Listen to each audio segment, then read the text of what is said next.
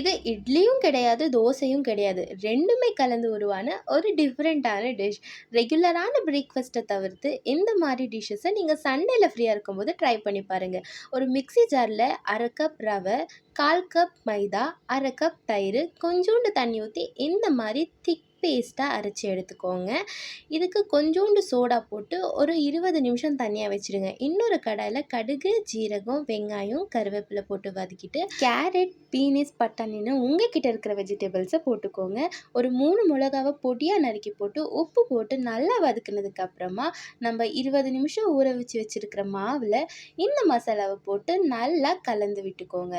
ஒரு குழியாக இருக்கிற பேனில் கொஞ்சோண்டு எண்ணெய் ஊற்றி 1/2 ஸ்பூன் இந்த மாவை போட்டுட்டு லோ ஃப்ளேமில் வச்சு 2-3 நிமிஷம் 2 சைடுமே நல்லா வேகிற மாதிரி ரோஸ்ட் பண்ணி எடுத்துக்கிட்டிங்கன்னா டேஸ்டியான டிஷ் ரெடி ஆகிடும். எக்ஸ்ட்ராவாக இட்லி பொடி இருந்ததுன்னா மேலே அப்படியே மலைச்சாரல் மாதிரி தூவிட்டு 1 டீஸ்பூன் எண்ணெயை விட்டு சுட சுட டேஸ்ட்டாக சாப்பிட்டு பாருங்கள். அவ்வளோ அருமையாக இருக்கும். வீட்டில் இருக்கிற கிட்ஸுக்கு உண்மையிலே ரொம்பவே பிடிக்கும். இந்த டிஷ்ஷஸை சண்டே டைமில் ட்ரை பண்ணுங்கள். அப்போ தான் ஃப்ரீயாக செஞ்சு ரிலாக்ஸாக சாப்பிட முடியும். வீடியோ பிடிச்சதுன்னா மறக்காமல் லைக் பண்ணுங்கள்.